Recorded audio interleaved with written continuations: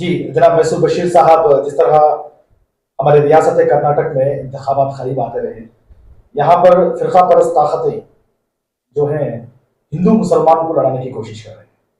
ये आप देखे होंगे पिछले दिनों ईश्वरप्पा की जानिब से जिस तरह एक मजहब को उनके दिल को ठेस पहुंचने की जो बातें कर रहे हैं, उसको लेकर जो है आप खुद एक कांग्रेस के लीडर हैं, क्या कहना चाहेंगे? अस्सलाम वालेकुम रहमतुल्लाहि बरकातहू। आप सब जानते हैं कि पूरे हिंदुस्तान के अंदर अजान को लेकर, मस्जिद मदरसे को लेकर एक छेड़छाड़ कर रहे हैं पूरे लोग मिलकर, ये आरएसएस के और बीजेपी के। हमारा मजहब एक ऐसा मजहब, पाक मजहब है, ये भी जानते हैं, जान के भी अनजान हो रहे हैं।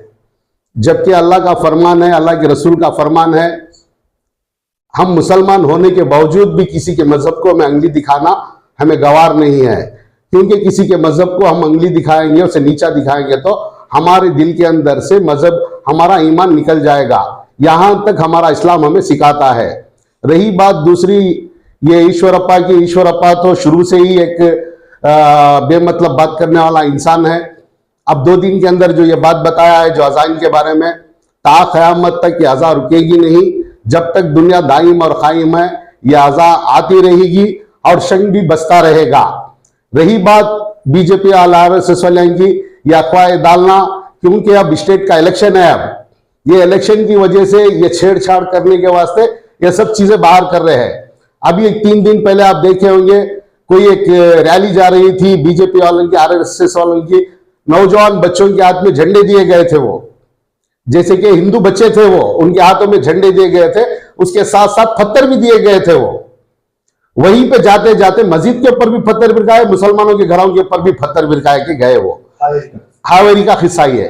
ये एक हिंदुस्तान के लिए, कर्नाटका के लिए एक शर्मनाक बात है ये, क्योंकि लीडरों के बच्चे, मिनिस्टरों के बच्चे अमेरिका, लंदन, पेरिस जाके पढ़ रहे हैं। यहां गरीब आवाम के बच्चे, ये हिंदू हो या मुसलमान, जाति मामले लेके आके, मजहबी बातें लेके आके उनको पत्थर और झंडा दिया जा रहा है। मेरी आजीजाना यही मोहतरमाना गुजारिश है कि लीडरों के बच्चों को भी झंडा दिया जाए, उनके हाथ में भी पार्टी का झंडा देके रोडों पे उतारा जाए। बल्कि इनके बच्चों को अमेरिका, लंदन, पेरिस के अंदर पढ़ाया जा रहा है। मासूम बच्चों को, नौजवान बच्चों को इस्तेमाल कर कर ये पत्थर भी दे रहे हैं, आरएसएस का झंडा भी दे रहे हैं। हम हिंदुस्तान के अंदर एक इत्मीनान से जिंदगी करना चाह रहे हैं, चाहे वो हिंदू हो, मुसलमान हो, सिख हो, ईसाई हो। हमारी मुसलमानों की यही इल्तिजा है कि हर मजहब वाला हिंदुस्तान के अंदर, कर्नाटक के अंदर एक इत्मीनान से जिंदगी जिए। जबकि मेरी जिंदगी, अब मेरी उम्र आके 40 साल है, मैं जद्दोजहद कर कर मेरे बच्चों को पढ़ाने की कोशिश कर रहा हूं मैं, क्योंकि बच्चों को एक इंसान बनाऊं, एक अच्छा हिंदुस्तानी बनाऊं। क्योंकि बच्चा एक हिंदुस्तानी, अच्छा हिंदुस्तानी बनेगा तो हिंदुस्तान के लिए भी काम आएगा, मेरे लिए भी काम आएगा। हम ये छोड़कर नौजवान बच्चों के हाथ में त्रिशूल देकर, झंडे देकर, हम भी दूसरी पार्टी, तीसरी पार्टी वाले मजहबी बातें करके, मुसलमान हो, कोई भी मजहब वाला हो, मजहबी चीजें नहीं लाके डालेंगे तो इसमें बेहतरी है। क्योंकि आने वाला मुस्तकबिल इन बच्चों के, इन नौजवानों के ऊपर ही रहेगा। हम अच्छी जिंदगी जी ले, 40 साल मेरी भी जिंदगी होगी, उमर भाई की, खैसर भाई की, हमारे जुबैर भाई की भी जिंदगी। हम बच्चों के लिए यही करना चाहिए, एजुकेशन उनको दे रहे हैं तो वो एक अच्छा इंसान बनाने के लिए, हम ये मजहबी चीजों में डालकर उनको लड़ाने, झगड़ाने के लिए, ये चीजें करने के लिए हमारे बच्चों के वास्ते। ये 100 करोड़ की आबादी हिंदुस्तान के अंदर गैर मुस्लिम की है, 30 करोड़ की आबादी मुसलमानों की भी है। मैं 100 करोड़ हिंदुओं के बच्चों को भी यही तालीम दी जाए, उनको यही इंसानियत सिखा जाए कि हमारी जिंदगी तो हम अच्छे ताल्लुकात से जी लिए, बड़े मजे से जी लिए, यहां तक ऐशो आराम से जी लिए। अब जो गरीब बच्चे को जो पढ़ा रहा, ऑटो ड्राइवर हो, कुली का काम करने वाला जो बच्चे पढ़ा रहा, उन बच्चों को उठाकर, बहका कर ये मजहबी बातें डालकर उन बच्चों को लेकर पीछे जाकर ये कत्ल करने की कोशिश कर रहे हैं। हम यही गुजारिश करते हैं हवाम से, जो हिंदू हो, मुसलमान हो, हम हिंदुस्तान को एक अच्छा देश बनाना चाहते हैं, एक अच्छा मुल्क बनाना चाहते हैं। जैसे कि बाबा अंबेडकर साहब ने संविधान हर आदमी के लिए सही, जो हक के लिए लिखा है, उनके फेवर में हम जो जैसा है वैसा चलने की कोशिश कर रहे हैं। ये आरएसएस वाले, बीजेपी वाले उनके बच्चों को अमेरिका में पढ़ाते हैं, दूसरों के बच्चों को ले आके रोड पे खड़ा के झंडे दे के पत्थर मारने की कोशिश कर रहे हैं। ये जरा सा गलती है। यहां से हम यही जगह से बैठकर पूरे हिंदुस्तान के अवाम को और यहाँ की मैसूर की, कर्नाटका के अवाम को ये देते हैं, एक इल्तिजा, एक हमारी गुजारिश है कि इन झमेलों में आप नहीं पड़ेंगे तो बेहतरी है। हमारे बच्चों को पढ़ाने का काम करें, एक अच्छा मुल्क के वास्ते एक अच्छा नागरिक बनाने की कोशिश करें तो बड़ी बेहतरी होगी। ओके सर, इसमें कानून जो है ईश्वरप्पा को जो मजहब के एक फिरके के लोगों को ठेस पहुंचाने के लिए अपोजिशन जो कांग्रेस है वो क्या काम कर रही है?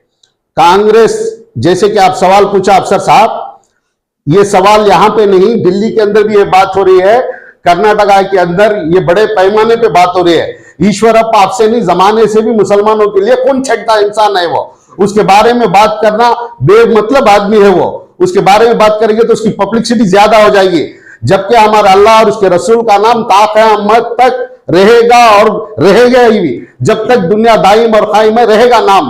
और हजार ही आप जानते हैं अजान के बारे में, ईश्वरप्पा को कुरान उठाकर एक बार पढ़ लेने के लिए बोले, पूरी दुनिया के अंदर 24 घंटे में जितने सेकेंड कितने मिनट आते हैं, हर हमेशा अजान आती है और जाती है। अजान का ऐसा निजाम है पूरी दुनिया के अंदर, आज तक अजान कहीं भी नहीं रुकी। अब 2 मिनट में यहां हो रही है तो उसके फौरन बाद दूसरी जगह होती है। ये पूरी दुनिया का निजाम अजान के साथ चल रहा है। इसके साथ है ना मंदिर, मस्जिद, चर्च जो भी है वो उनकी मजहबी ताल्लुकात की चीजें हैं।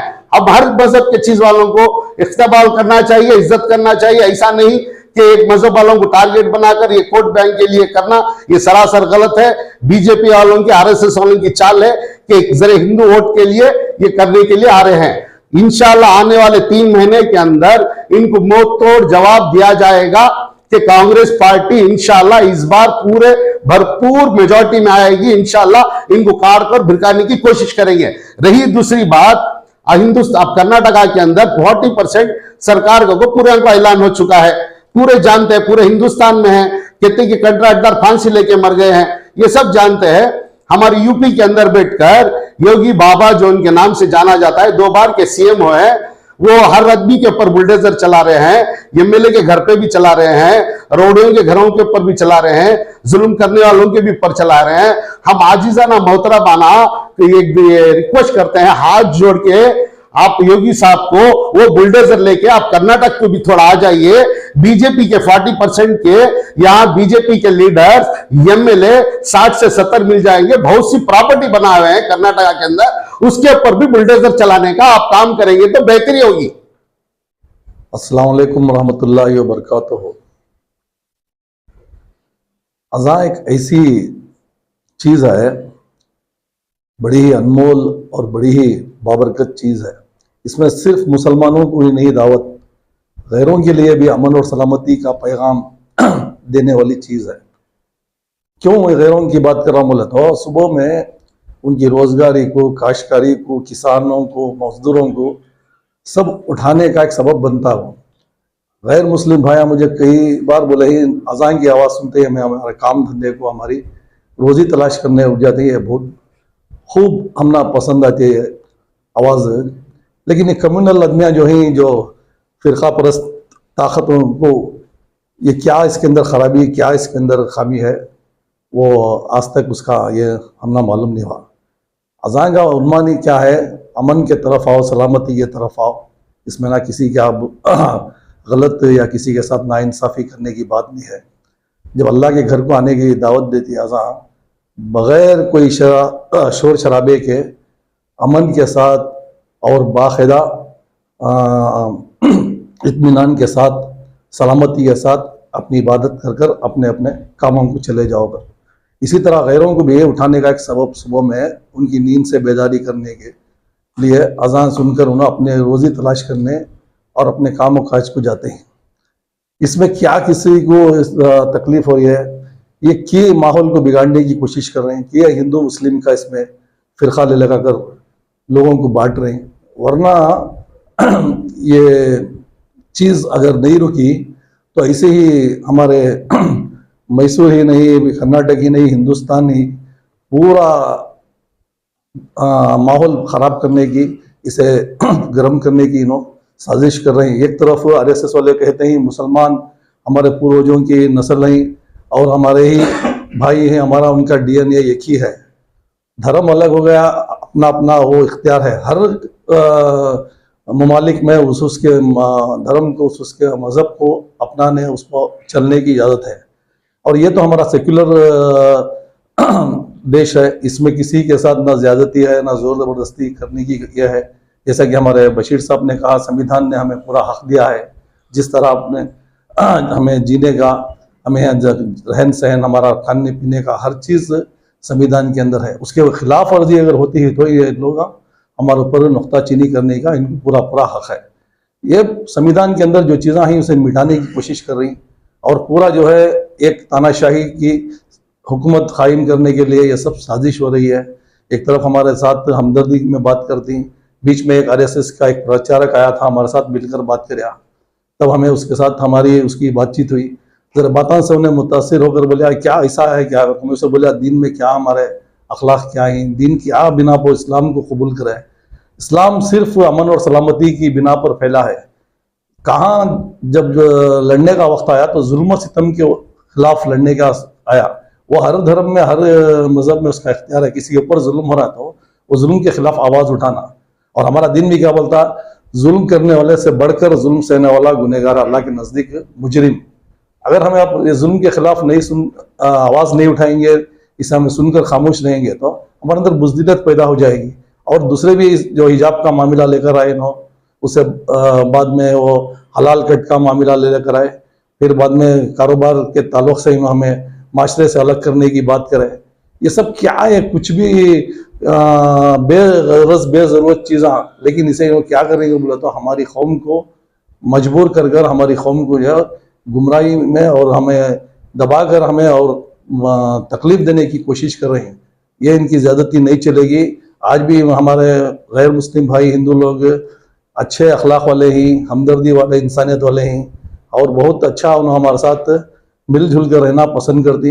ये चंद लोगों की वजह से ये माहौल को बिगाड़ने का एक मंसूबा चल रहा है, लेकिन हम इसे इंशाअल्लाह कामयाब होने नहीं देंगे। हमारे आपसी ताल्लुकात अच्छे हैं। बीच में मैं पहले भी एक प्रोग्राम कराया था सर्वधर्मा सद्भावना के नाम से।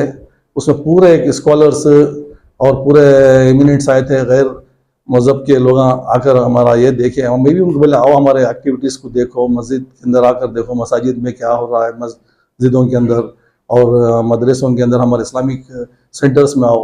उसके अंदर कहती भी देश के ख़िलाफ़ या कोई धर्म के ख़िलाफ़ कोई यहाँ एक्टिविटीज़ होती है क्या। तो जब हमारे माशरे के साथ आकर आगे रूबरू होंगे तो आपको मालूम होता सो ये लोगों की बातें, ये जो कम्युनल ताकत हैं इनके बातें सुनने वो बोलने से वो हमारी दावत को लब्बैक कहते हुए इंशाअल्लाह ये मूवमेंट चलाना कर हमें कोशिश कर रहे हैं। आइंदा इसे हमें चलाने की कोशिश करेंगे, चलाने का ये करेंगे इंशाअल्लाह।